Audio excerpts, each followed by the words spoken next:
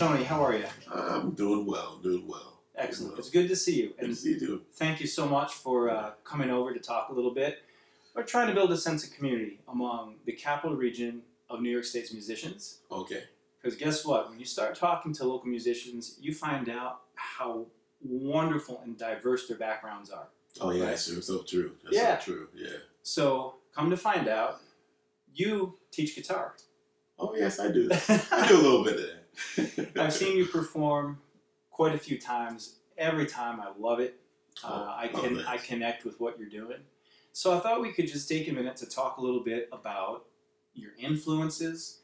What do you do when you teach, maybe? And like your teaching, if you have like a teaching philosophy, how you go about the practice of installing that passion for music in all ages. Okay. And give you a chance just to tell a little bit about yourself. So, okay. Bring me back to the guitar. What got you on the guitar? Oh, jeez. I could actually say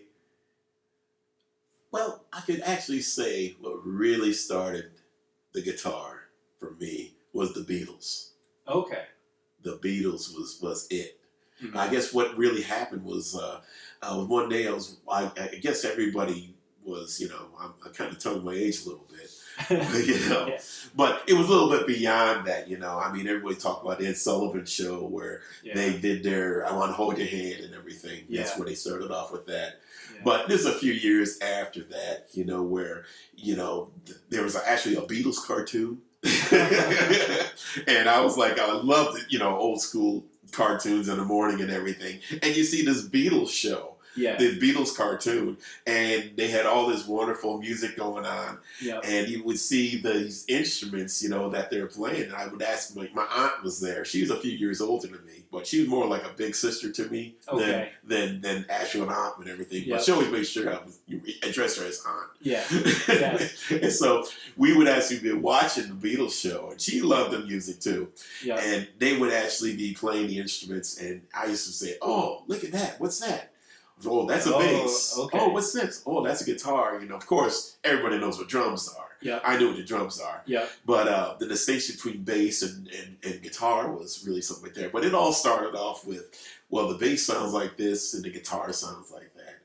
And so that's really my initial introduction to the guitar at that time. So you started to be able to pick out in the music who's doing what. Oh yes, it really started. So that's kind of important. Oh yes. What was your first guitar?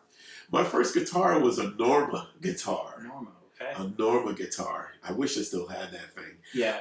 My mother got it for me when I was 11 years old. Okay. For Christmas, for Christmas beautiful. And everything. So, and how we have the wonderful packages today, with the guitar and the case and the guitar and the picks and the instruction book and the little amplifier and everything. Well, they had that kind of a thing too, and it was the greatest thing I thought, gift there was at 11 years old.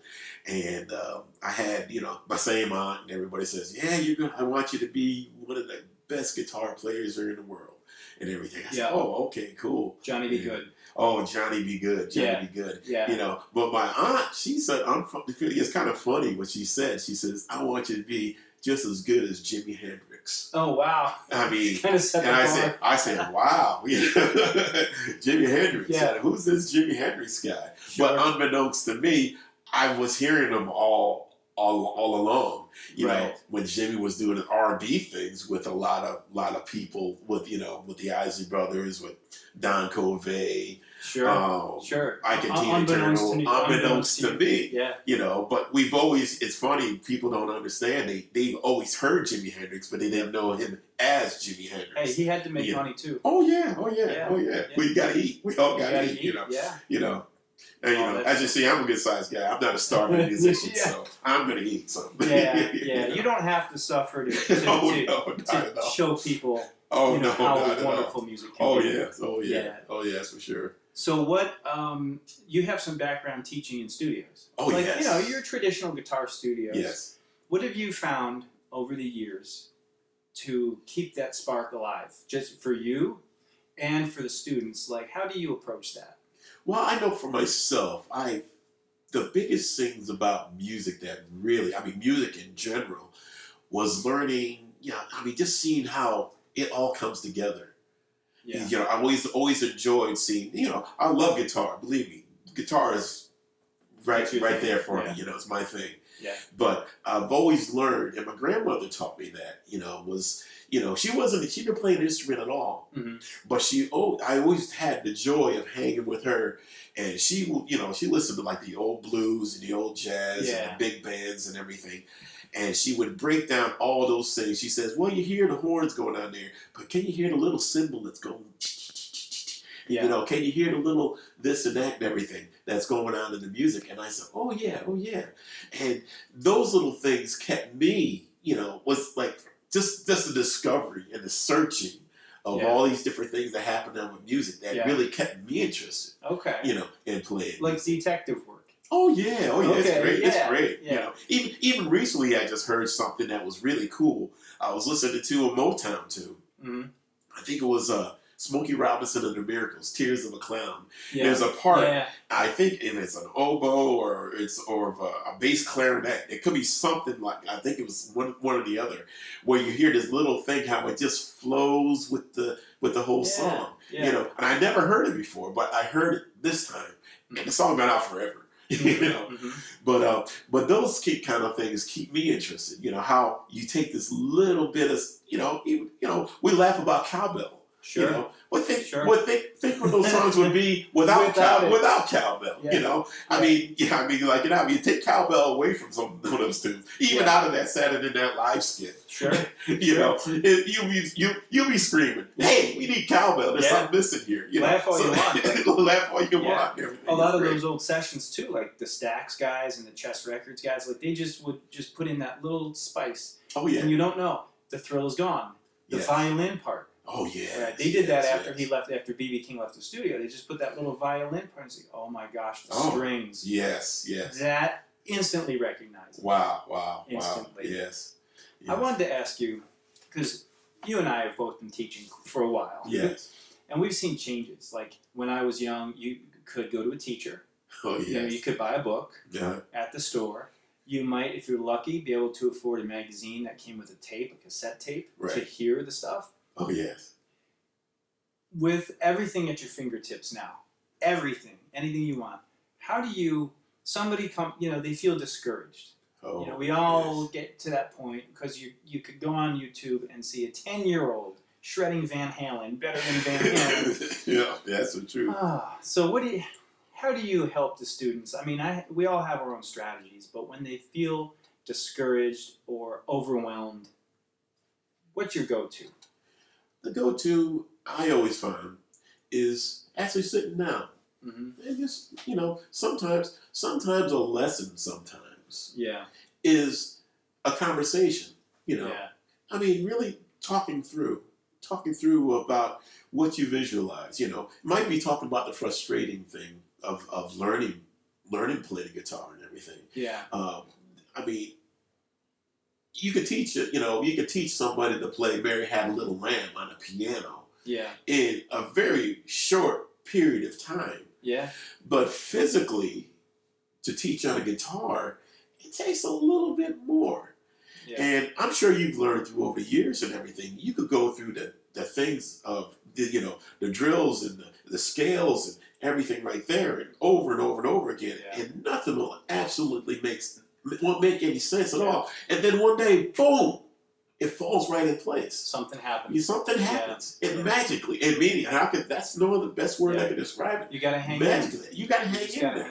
Hang in there. Yeah. But I mean, a conversation with somebody, don't be discouraged. It's okay. It's okay. I mean, yes, I do get discouraged. I'll discuss my frustrations with the instrument. It can be a frustrating thing. It is a tricky instrument. And it can be. I won't say as much as severe as a love-hate relationship, but it can be. For some people, it can be. Yeah. That's going to happen. It'll be your best friend one day and your worst enemy the next. Oh yes, it really can. That's for sure. That's good to know. So you just hang with them for just that. Hang. Sometimes it's more of a discussion of what did you find more difficult throughout the week of playing, or say if I gave you, well, try this and work this out and see how that works for you and everything. And some people, I realized, I said, well, okay. So you have to really like look into yourself and just kind of really understand what you really, really like. You have to really know, well, how do you want to express yourself?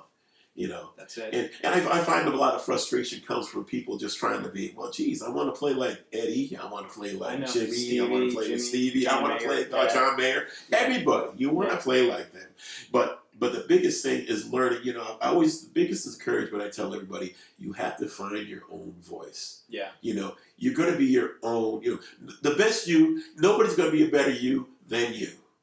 That's right. That's what the best encouragement I give anybody that's learning how to play. And that can be the hard work. Oh, yeah. Maybe it's easy to copy somebody. Oh, yeah. But the hard work might be finding you. Yes. Yeah. All right. Well, just to wrap up, I wanted to ask you, so you are a prolific gigging musician. You're a teacher. Yes. You're fun. You're kind. You're engaging. Yes. Your music, forms a sense of connection with the community.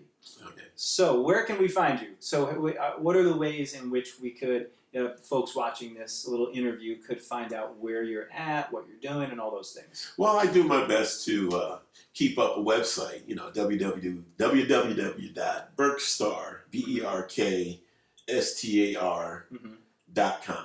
Cool. Okay. Now I'm doing my best to keep up right there. I also have a couple of places on Facebook. You can pull up Berkstar on Facebook, and you can also go to I have an Instagram page, Berkstar too on Instagram. We will be sure to get that info along the video here. Yes. Good. Tonight you're playing. Tonight I'm going to be playing. This weekend you're playing. Tonight I'm playing. Yeah. Tonight. You keep busy. Yes. You keep busy. Oh yeah. I try to keep, and in order to keep it fun, fun for me, because I have to enjoy it. When I'm enjoying the music, I'm pretty sure everybody else can see I'm enjoying it, and they start enjoying it too. So this guy's having fun. That's it. And that's what it's all about. We all gotta have fun. It's not, the drudgery of music. I don't want that to ever happen. Like people get on tours and they're going tour, and they say, man, I want to get done with this tour. I understand I'm a Class A CDL truck driver.